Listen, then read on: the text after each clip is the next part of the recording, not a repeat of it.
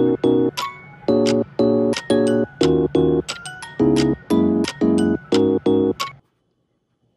magluluto po ako ng Japanese yakisoba. Ito po siya. Bali, tatlo ang laman nito siya. Ganito, tatlo ang laman niya. Tapos, tatlo din ang kanyang sauce. Tapos, ito, pork slice na rin po siya. Then, sausage. Then, mix po siya ng gulay. Ito po, mix.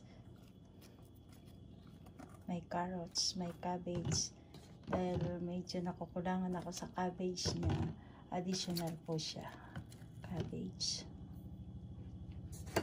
At syempre, meron pa rin po siyang, ito po siya, onion. White onion lagi po ang aking gamit kasi ang red dito medyo mahal at madalang din po siya. Tapos siyempre hindi mawawala ang ating oil, mantika, panggisa. At ang water niya almost mga 50 to 60 ml lang po siya. And medyo ito po medyo kulang siya sa para panlasa sa akin. Dinadagdag additional ko rin po siya ng oyster sauce. Then ito na po siya ang pickled red ginger. Last na po siya. Ilalagay natin. Then start na po natin ang ating yakisoba, Japanese yakisoba.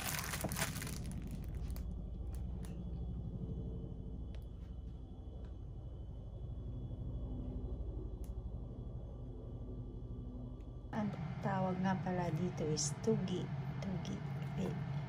Pinatubo. Tama ba yun? Pinatubo na gulay. Ito pong sauce, tunawin po natin dun sa tubig na 60 ml. Ito po, dyan po siya. Tunawin natin na lang siya para madali siyang mag-mix. Then,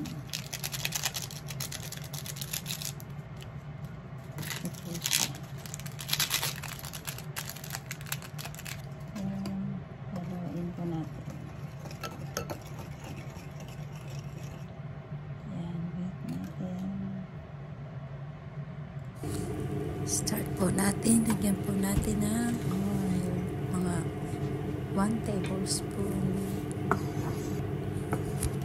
Painitin ng konti din. Sunod na po natin ang sibuyas, white onion.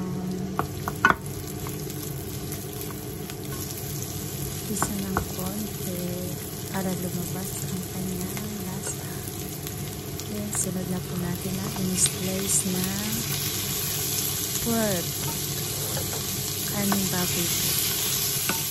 Maninipis lang. Slice. Then, after na yung mag-brown color, sunod po natin ang sausage hotdog.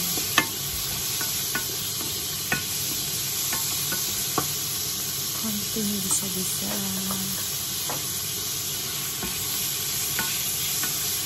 Konting hotdog. Sunod na po natin ang mix na gulay. May carrots, may cabbage at togo.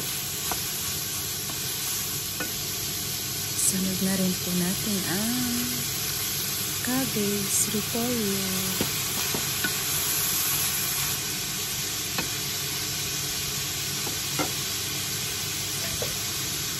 Takpan po muna natin para siya lumambot ng konti din. Ito na po siya.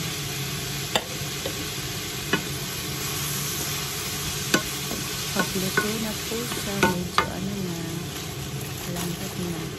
Isunod na po natin ang ating yakisoba noodles.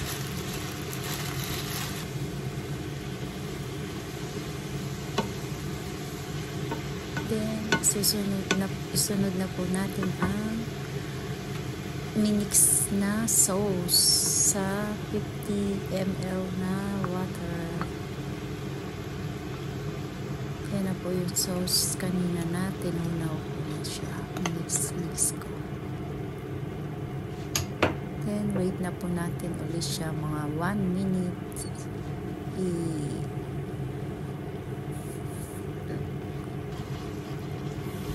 Luto natin.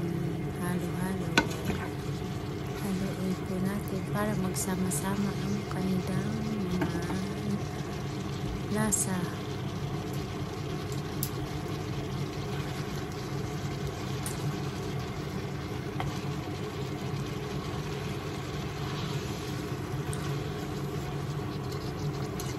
After 2 minutes, hanggang sa mawala na po yung sauce na yung sabaw.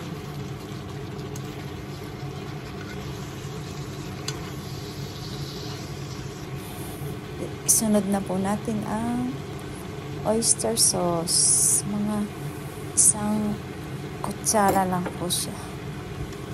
Yan, mix po natin.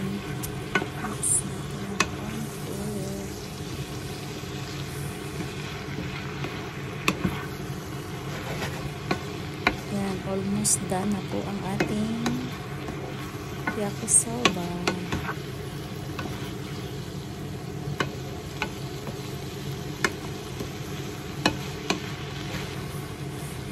Pwede siyang pang merienda, panghandaan. Ito na po siya, ang ating yakisoba.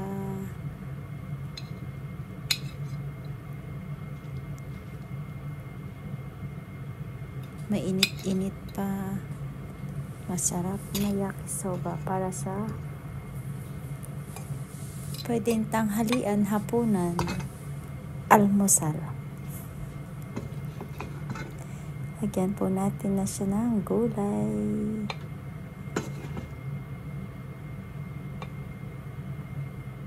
Yan, ayan na po siya.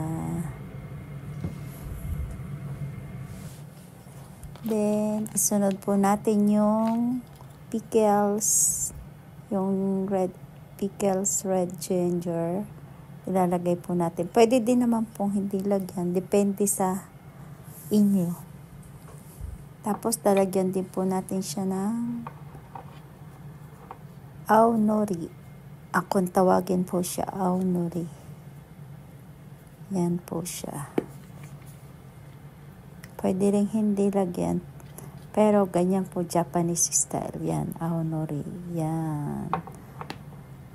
Almost done na po ang ating yakisoba.